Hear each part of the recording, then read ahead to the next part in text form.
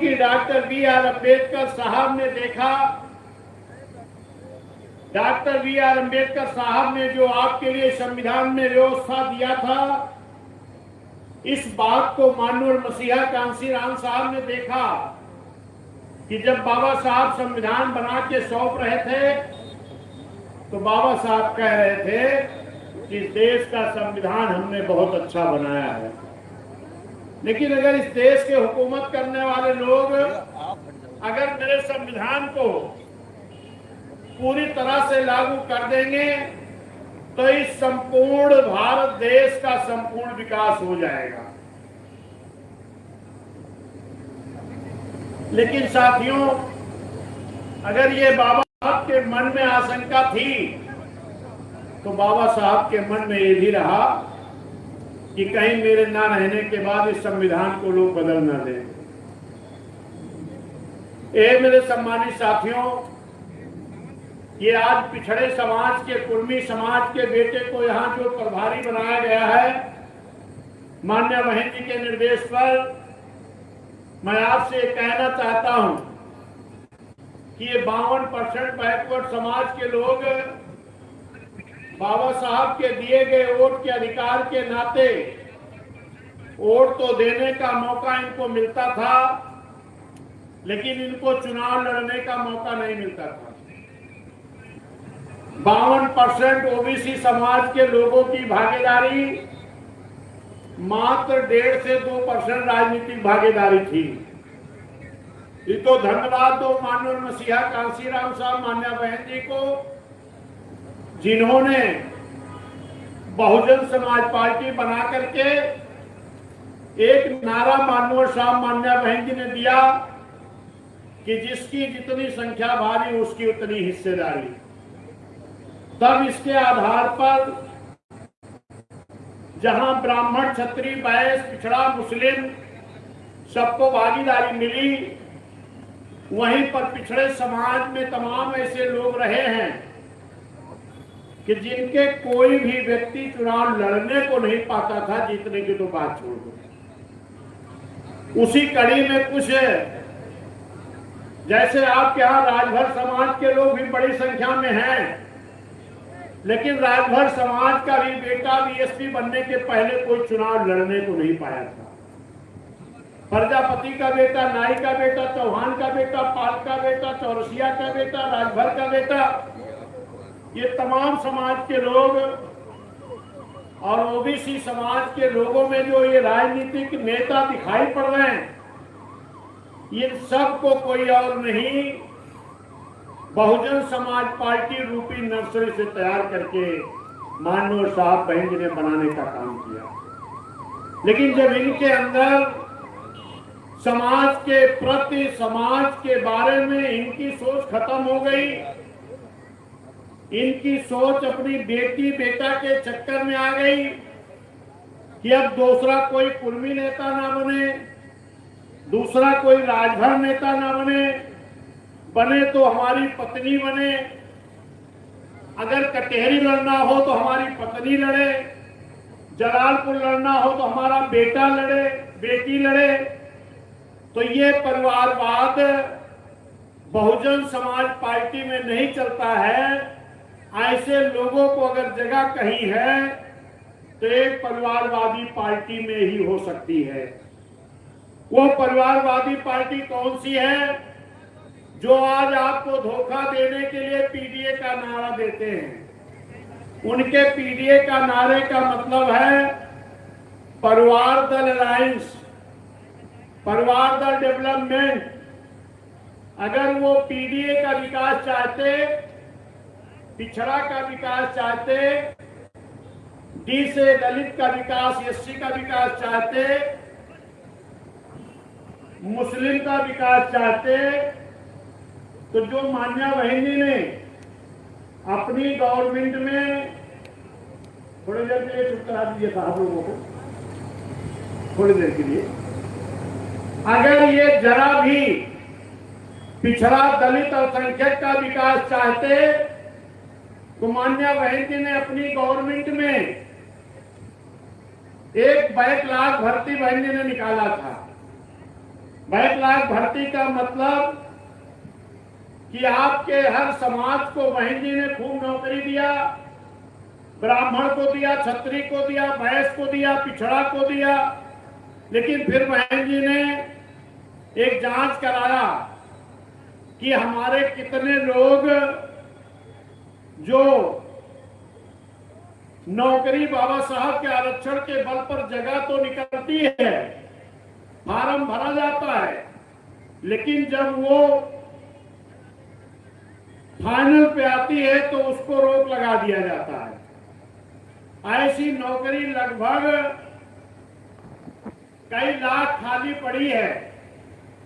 इन पिछड़ा SC ST समाज के लिए बहन जी ने बैकलॉग भर्ती निकालने का काम किया, और बैकलॉग भर्ती जब हो रही थी, लाखों नौजवान पिछड़ा एससी एसटी के भर्ती हुए, लेकिन जैसे माननीय अखिलेश यादव जी समाजवादी की सरकार बनी, बैठते ही इन्होंने सबसे पहले क्या किया, जो पिछड़े एससी एसटी की भर्ती हो रही थी बैकलॉग भर्ती, इसको रोक लगा दिए।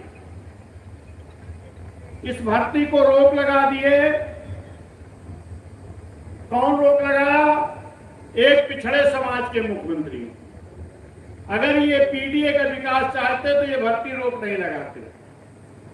एससी समाज में ठेकेदारी का आरक्षण बहन जी ने दिया था, उसको भी रोक लगा दिए। एससी समाज के अधिकारियों को बहन जी ने प्रमोट किया था, उसको भी इन्होंने रोक लगाने का काम किया, डिमोशन किया, बैक किया।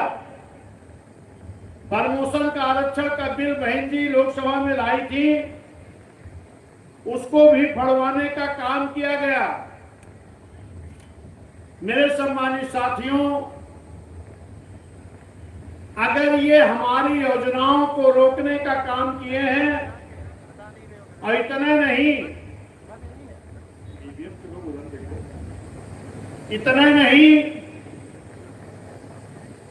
जो भी योजनाएं थी इनको रोका गया, और उसके बाद जो मान्य बहन जी ने बहुजन समाज में जन्मे संत गुरु महापुरुषों के सम्मान में, ये देखिए छत्रपति साहू जी की मूर्ति लगी है, इनके नाम से बहन जी ने लखनऊ में मेडिकल कॉलेज का नाम रखा। सुल्तानपुर से अलग एक जिला बना, जिसका नाम बहन जी ने छत्रपति साहू जी महाराज के नाम से रखा। लेकिन ये महापुरुष आरक्षण के जनक पिछड़े समाज में जन्मे, कुर्मी समाज में जन्मे, छत्रपति साहू जी महाराज का भी अपमान जिला बदल कर अगर किसी ने किया तो एक पिछड़े समाज के मुख्यमंत्री ने करने का काम किया। बाबा साहब के नाम से आपके जिले को तो नहीं खत्म कर पाए, लेकिन भीमनगर जो बना था उसको बदलकर संभल जरूर कर दिया। मानवर मसीहा कांसी राम साहब के नाम से बने जिले को भी खत्म करके कासगंज कर दिया। और आज इनसे कम ये भाजपा भी नहीं है। भाजपा की सरकार में भी अभी आपने देखा कि नीट की परीक्षा लीक हो गई। जब नीट की परीक्षा हुई, हमारे नौजवान, चाहे वो ब्राह्मण हो, क्षत्रिय हो, वैश्य हो, पिछड़ा हो, मुस्लिम हो, एससी एसटी हो, जिनके मन में डॉक्टर बनने की इच्छा रही, इन नौजवानों के साथ भाजपा गवर्नमेंट में बहुत बड़ा धोखा हुआ। नीट की परीक्षा लीक कर दी गई, एसएससी की परीक्षा लीक हो गई। नौकरियों की जगह निकलती है तो उनका भी पर्चा लीक हो जाता है। जो बहन जी ने पुलिस की नौकरी, गार्ड की नौकरी, मास्टर की नौकरी, 1,08,000 से ज्यादा सफाई कर्मी की नौकरी बहन जी ने दिया, लेकिन इस सरकार में जगह ही गायब हो गई। कुछ गुजराती लोग एनजीओ बना के आ गए हैं, उनके एनजीओ के द्वारा आउटसोर्सिंग की नौकरी मिल रही है। वो भी 11 महीने की। इतना बड़ा धोखा अगर ये जनता के साथ कर रहे हैं तो आज उत्तर प्रदेश की महान जनता बहुत समझदार है। उन्होंने 7 से 12 तक बहन जी की सरकार को देखा, 12 से 17 तक समाजवादी को भी देखा और 17 से अब भाजपा को भी देखा। लेकिन अगर तीनों सरकारों की तुलना की जाएगी तो चाहे शिक्षा के क्षेत्र में रहा, माननीय बहन जी ने 5000 से ज्यादा प्राथमिक विद्यालय, सैकड़ों high school, inter college, homeopathic college, paramedical college, यहां तक कि शकुंतला मिश्रा विश्वविद्यालय बनाने का काम किया, जिस विद्यालय में 50% मूक बधिर एवं विकलांग बच्चों के लिए आरक्षण बहन जी ने देने का काम किया। शिक्षा के क्षेत्र में भी बहन जी ने सबसे ज्यादा काम किया। किसानों के गन्ने के दाम में अगर सबसे ज्यादा किसी ने दाम बढ़ाया तो ये मैं नहीं कह रहा हूं, किसानों के सबसे बड़े नेता राकेश टिकैत जी कुछ दिन पहले सुल्तानपुर आए थे।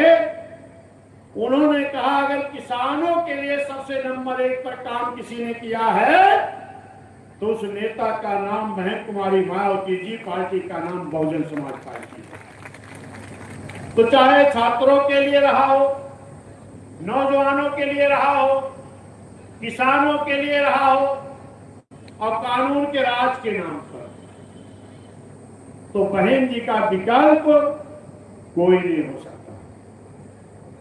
ये समाजवादी के लोग भी आज कानून के नाम पर खूब चिल्ला रहे हैं, लेकिन जब इनकी सरकार थी तो मुजफ्फरनगर में 50,000 घरों को बेघर होना पड़ा था, पंडाल में जिंदगी बिताना पड़ा था।